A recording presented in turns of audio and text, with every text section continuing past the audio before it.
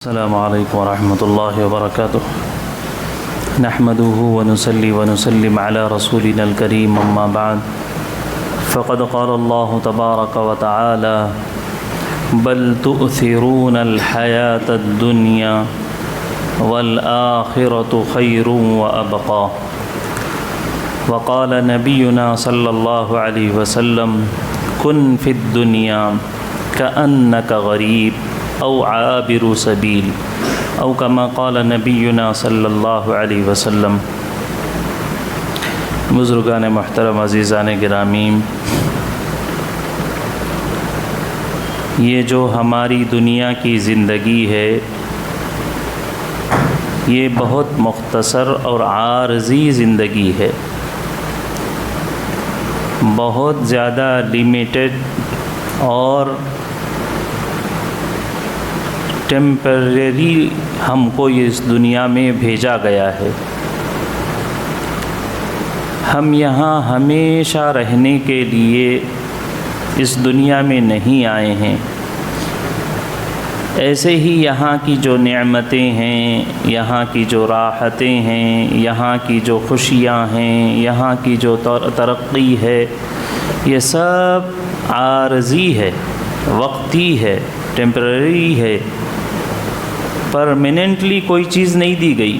زندگی آپ کو پرماننٹلی نہیں دے دی گئی، مال آپ کو ہمیشہ کے لیے نہیں دے دیا گیا، آپ کا مکان آپ اس میں ہمیشہ رہیں گے، ایسا نہیں ہے۔ جتنی چیزیں ہیں وہ سب ایک وقت آئے گا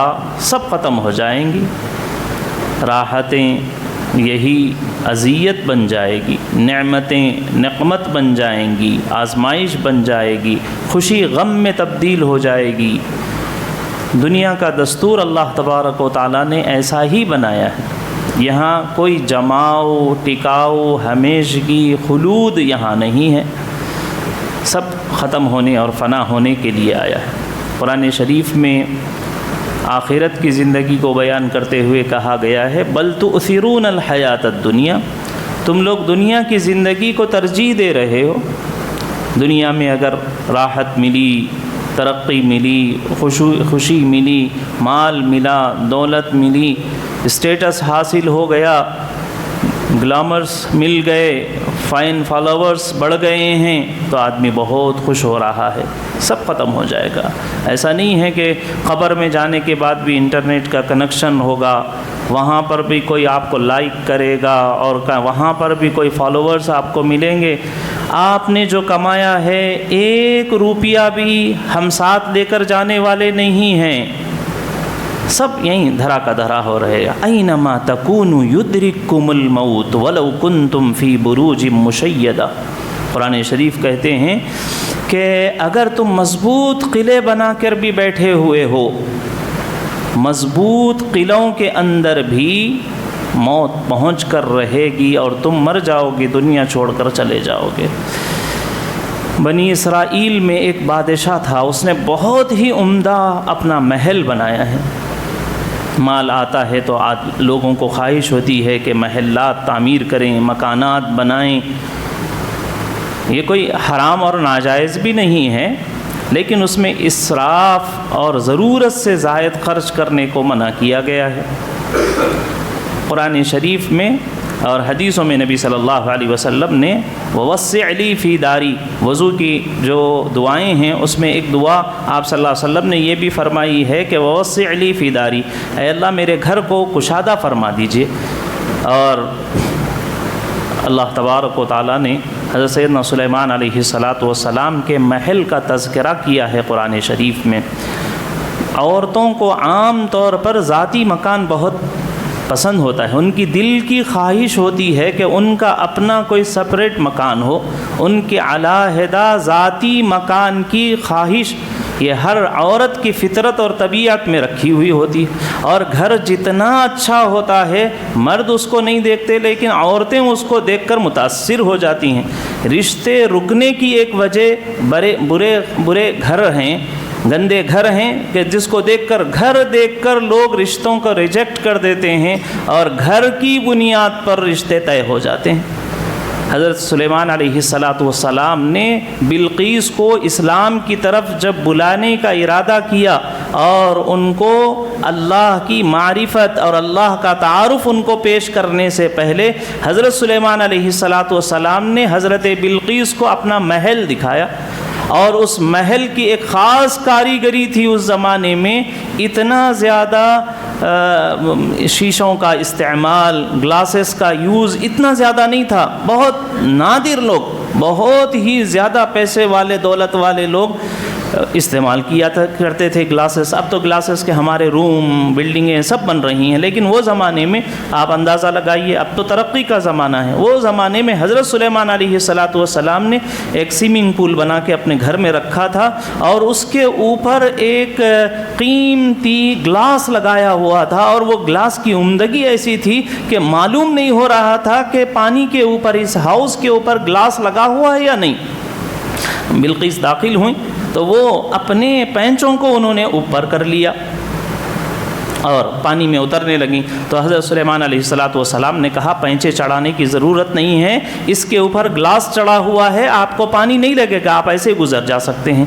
بس اسی کے بعد حضرت سلیمان علیہ السلام کے اس واقعے میں اللہ تبارک و تعالیٰ نے کہا اس صرخ کو دیکھ کر، حضرت سلیمان علیہ السلام کے اس محل کو دیکھ کر اور اس شیشے کے گلاس کو دیکھ کر اتنی متاثر ہوئی ان سے بھی اور ان کی بات سے بھی متاثر ہوئی، اور اسی وقت میں انہوں نے کلمہ پڑھ کر اسلام قبول کر لیا۔ تو یہ خواتین کی ایک عام سی فطرت ہوتی ہے، تو جب مال آ جائے تو مکان بنا لینا کوئی عیب کی بات نہیں ہے، لیکن اس میں اسراف اور اس میں بیجا خرچ کرنا اور یہ سمجھنے کہ میں اس گھر میں ہمیشہ رہوں گا، یہ غلط خیال۔ تو دنیا کی ہر چیز عارضی، کتنے ہی اچھے محلات ہم بنا کے رکھیں، وہ سب چھوڑ کے یہیں جانا ہے۔ تو بنی اسرائیل کے ایک بادشاہ نے بہت عمدہ گھر بنایا، اور عمدہ گھر بنا کر پہلے کے زمانے کے لوگوں کا یہ مزاج ہوتا تھا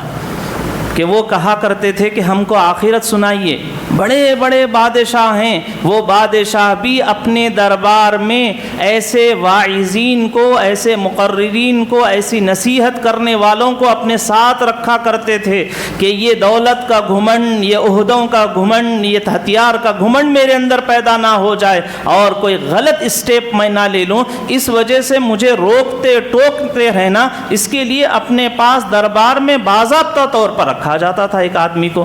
شاہ جہاں کی جب تخت پوشی ہو رہی تھی، اس ملک کے مغل بادشاہوں کے ایک عظیم شان بادشاہ گزرے ہیں، ان کی جب تخت پوشی اور تاج پوشی ہو رہی تھی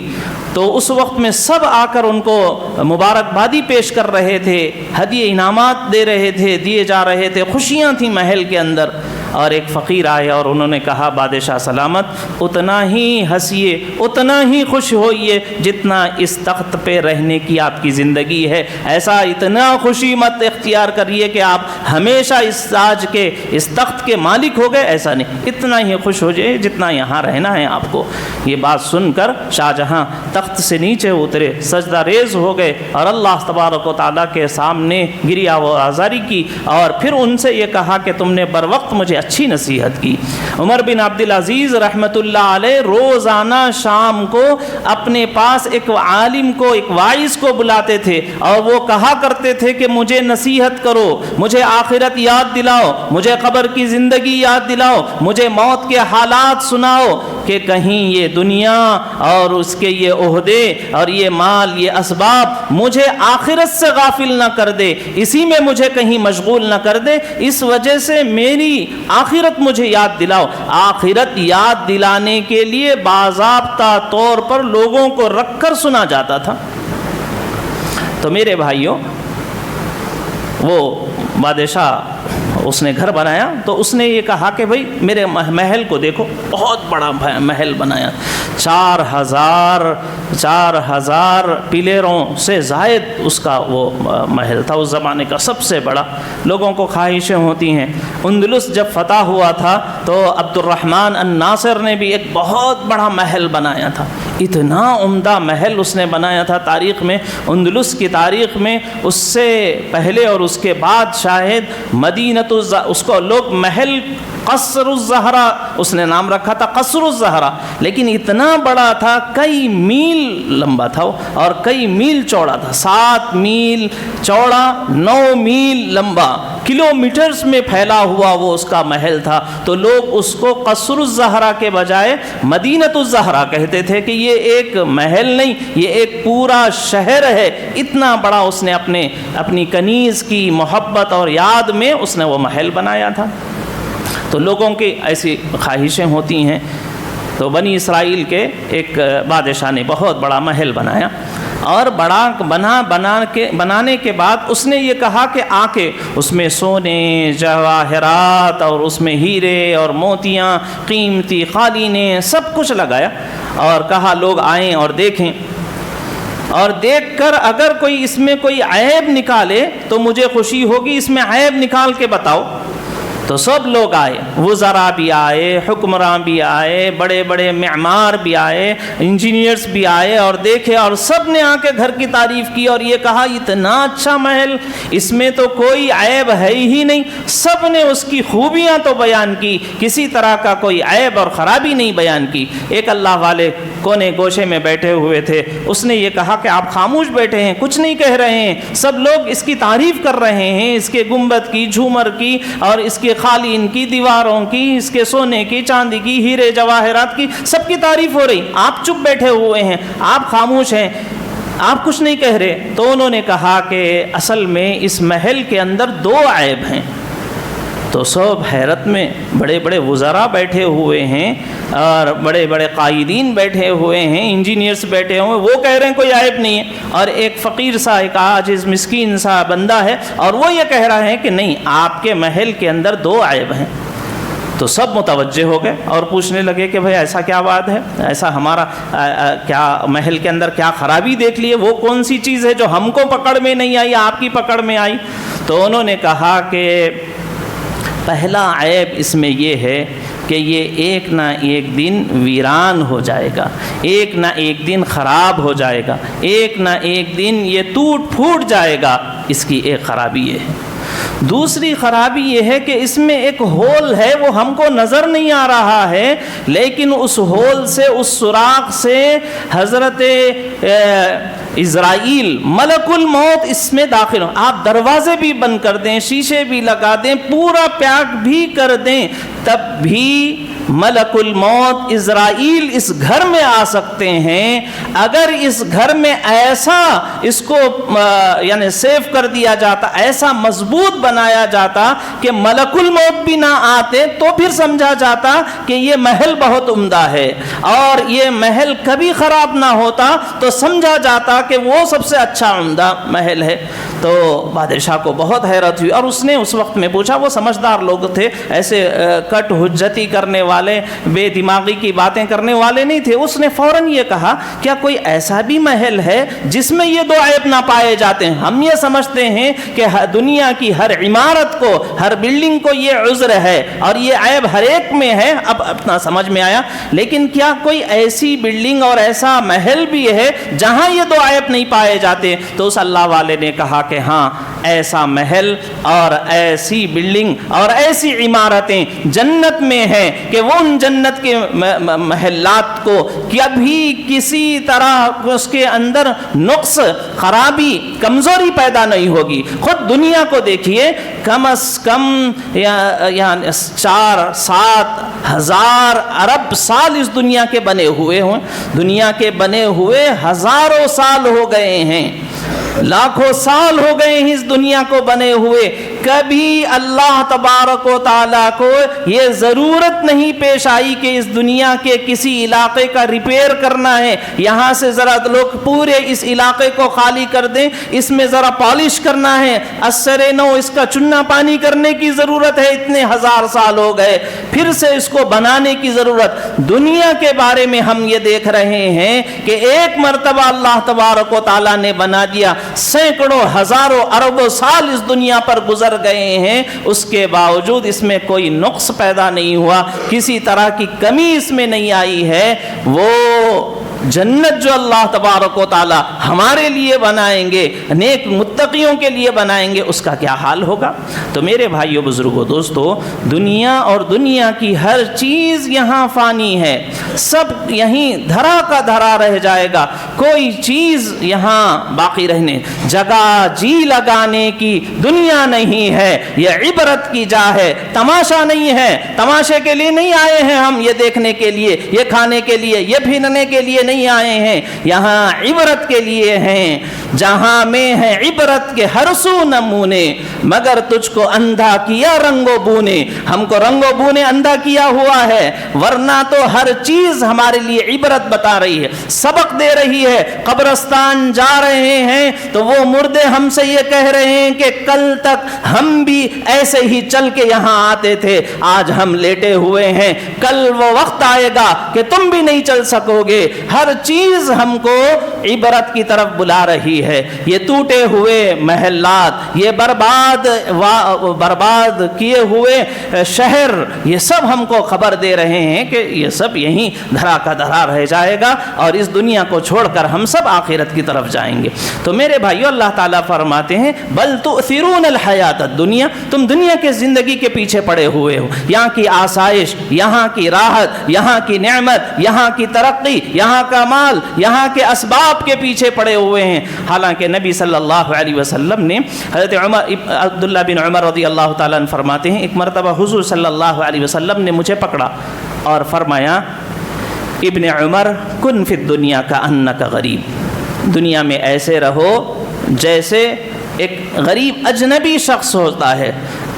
स्ट्रेंजर जैसा रहता है, एक अजनबी शख्स जैसा रहता है, एक परदेसी जैसा रहता है, वैसे दुनिया के अंदर रहो। एक ट्रैवलर जैसा रहता है, वक्ती तौर पर वो स्टॉप किया हुआ है, उसकी जर्नी और आगे है, वैसे रहो। कुन फिद दुनिया कान्नका गरीब औ आबिरी सबील, ऐसे रहो जैसे कोई परदेसी हो और ऐसे रहो जैसे कोई राहगीर है, रास्ते से गुजरते हुए कुछ देर के लिए कहीं ठहरता है, ना उसका कोई जाती मकान, ना उसके पास कोई जाती चीजें, ना उसको वहां खुशनुमाई की फिक्र है, किसी चीज की फिक्र नहीं है, अपनी जरूरत पूरा कर रहा है, मंजिल पर नजर रखा हुआ है। वैसे जिंदगी गुजारने का नबी अलैहिस्सलातु वस्सलाम ने हजरत इब्ने उमर रज़ियल्लाहु ताला अन्हु को हुक्म दिया।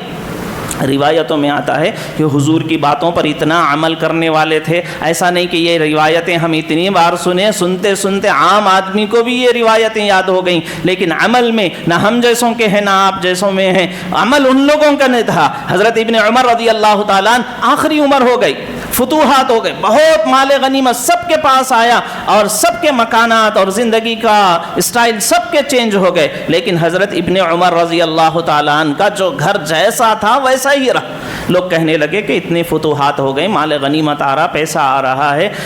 दिरहम दीनार मिल रहे हैं, वजीफ़े मिल रहे हैं, खुद आपके अब्बा जान इस पूरे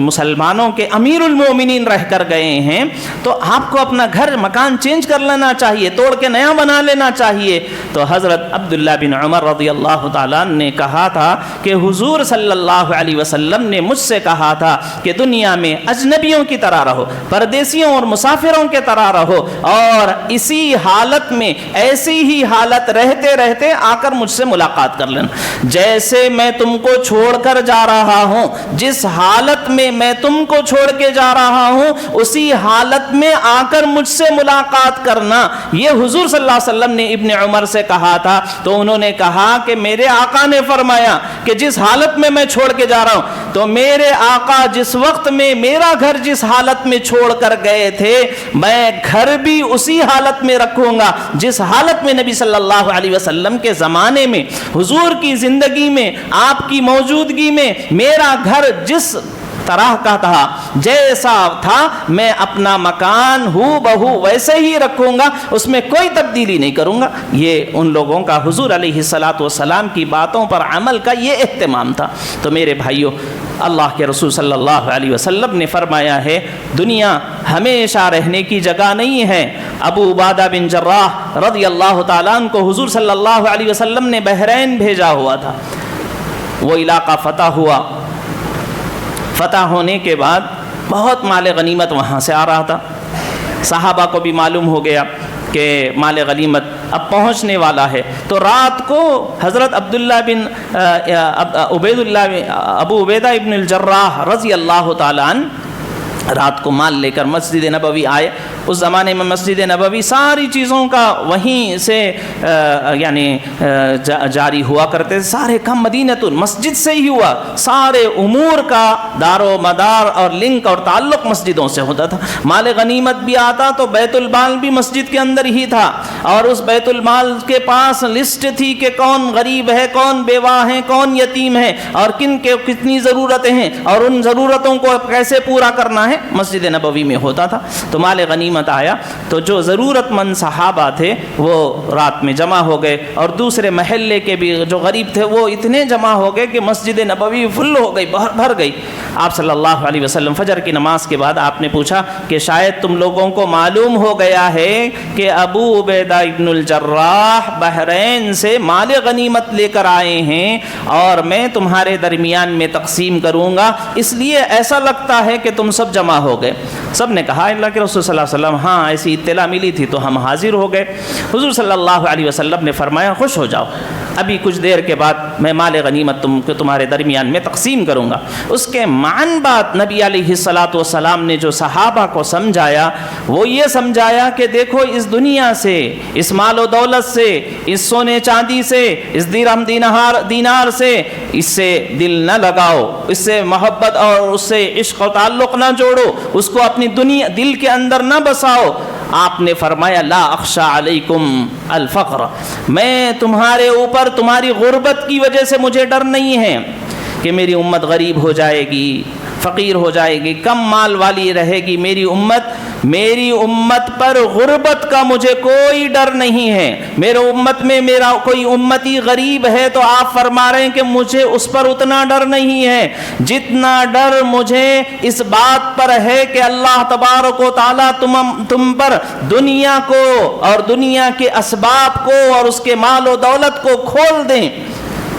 وَلَكِنْ أَخْشَىٰ عَلَيْكُمْ أَن تُبْسَطَ عَلَيْكُمُ الدُّنْيَا كَمَا بُسِطَتْ مَنْ كَانَ قَبْلَكُمْ. جیسے پچھلے لوگوں کو دنیا دی گئی ویسے تم پر بھی دنیا کی وسعت کر دی جائے. فَتَنَافَسُوا فِيهَا كَمَا تَنَافَسُوهَا، جیسے ان لوگوں نے دنیا کے حاصل کرنے کے اندر، اس کو جمانے اور کمانے کے اندر اپنے آپ کو مشغول کر لیا، تم بھی کہیں اس دنیا کو حاصل کرنے، جمانے، بڑھانے کے سلسلے میں ایک دوسرے کے کمپٹیشن لگاؤ اور مسابقہ کرو، دوڑ لگاؤ، ایسا نہ ہو. اور کہیں ایسا بھی نہ ہو کہ جیسے پچھلے لوگوں کو دنیا نے ہلاک کیا ایسے تم کو ہلاک نہ کر دے. تو نبی صلی اللہ علیہ وسلم یہ کہہ رہے ہیں کہ امت پر اس بات کا ڈر نہیں ہے کہ ان کے پاس مال نہیں ہے، یہ غریب ہیں، ان کے اوپر ڈر نہیں. آپ فرما رہے ہیں کہ مال ہے تو مال والوں کے اوپر ڈر ہے. میرے بھائیو، جو آزمائش غریبی کی ہے وہ آزمائش ہلکی ہے، وہ آزمائش جو مالداری کی ہے وہ آزمائش اللہ کی سخت ہوتی ہے. مالداری کے بعد اللہ سے دور ہو جاتا ہے، آخرت کا خیال ختم ہو جاتا ہے، اب اس کو قرآن پڑھنے کا بھی وقت نہیں ہے، نمازوں کے لیے بھی ٹائم نہیں مل رہا ہے، اور اس کے پاس روزہ رکھنے، حج کرنے، اللہ کی عبادت کرنے کے لیے وقت ہی فرائض بھی ادا کرنا مشکل ہو جاتا ہے. تو میرے بھائیوں، وسعت مل جانا، مالداری مل جانا، دنیا اور دنیا کے اسباب مل جانا، یہ اللہ کی طرف سے آزمائش ہے. ان وعد ربکم، اللہ تعالیٰ فرماتے ہیں کہ اللہ کا وعدہ یہ حق ہے. فلا تغرنکم الحیات الدنیا ولا یغرنکم باللہ الغرور ان وعد اللہ حق. اللہ کہتے ہیں اللہ کا وعدہ سچ ہے. جو یہ اللہ کہہ رہے ہیں کوئی معمولی بات نہیں ہے کہ ہم یہ سمجھ رہے ہیں کہ مجھے میرا مال مل جائے گا تو میں کامیاب ہو جاؤں گا. نہیں، کامیابی نہیں. اگر کہیں شیطان نے غرور اور دھوکے میں مبتلا کر دیا تو دنیا بھی اور آخرت بھی ہماری ہلاک اور برباد ہو جائے گی۔ حسن بصری رحمۃ اللہ علیہ فرمایا کرتے تھے کہ دنیا کا اگر کسی کو حلال مال بھی مل رہا ہے، اگرچہ کہ ایسا عام طور پر نہیں ہوتا، کوئی مالدار ہو جائے اور وہ یہ سمجھے کہ میں نے بلا کسی کے حق مارے کے ناحق اور ظلمن اور قطع رحمی کے ساتھ میں نے مال جمع کر لیا، اگر کوئی ایسا سمجھ رہا بھی ہے تو آخرت میں اس کو حساب دینا ہے، حلال کا حساب دینا ہے اور حرام پر عذاب سہنا ہے۔ تو اس لیے ہمیں چاہیے کہ ہم اللہ کے بتائے ہوئے، اللہ کے رسول کے بتائے ہوئے اصول کے مطابق زندگی گزاریں، آخرت کو ترجیح دینا، ہمیشہ ہمارے ذہن میں موت کا خیال ہونا چاہیے۔ ہم لوگ جو نکاحوں کے موقعوں پر آیتیں پڑھی جاتی ہیں، خوشی کا موقع ہے، لیکن اللہ کے رسول صلی اللہ علیہ وسلم نکاحوں کے موقعوں پر جو آیتیں پڑھتے ہیں اس میں ایک آیت یہ پڑھی جاتی ہے، یا ایھا الذین آمنوا اتقوا اللہ حق تقاتہ ولا تموتن الا وانتم مسلمون۔ خوشی کا موقع ہے، اس فرد کے لیے بھی، پورے خاندان کے لیے بھی خوشی کا موقع ہے۔ اس خوشی کے موقع پر مان فوراً اللہ تعالی ہم کو توجہ دلا رہے ہیں کہ موت کو بھی یاد کرو۔ یہ قرآن شریف کا ایک انداز ہے، ایک اسٹائل ہے قرآن شریف کا، کہ جب فتح آتی ہے، فتح کی باتیں، کامیابی کی باتیں ہوتی ہیں تو تواضع، عدل، انصاف، ان کے ساری کو یاد دلایا جاتا ہے۔ مال کی باتیں آتی ہیں تو غریبوں کا تذکرہ کیا جاتا ہے۔ خوشی کا موقع ہے تو غم بھی یاد دلایا جاتا ہے کہ کہیں ایسا نہ ہو کہ خوشیوں میں حد سے اور باؤنڈری کو کراس کرنے نہ لگ جائے، اس لیے یاد دلایا جاتا ہے۔ ہمارے بزرگوں میں امام بخاری رحمۃ اللہ علیہ، بخاری شریف انہوں نے لکھی ہے۔ بخاری شریف کے جتنے ابواب ہیں، یعنی یوں سمجھیے کہ بہت بخاری شریف کے بھی 30 پارے ہیں، پاروں میں اس کو ڈیوائڈ کیا گیا ہے، اور اس میں ہر پارے کے اندر مختلف ابواب ہیں۔ باب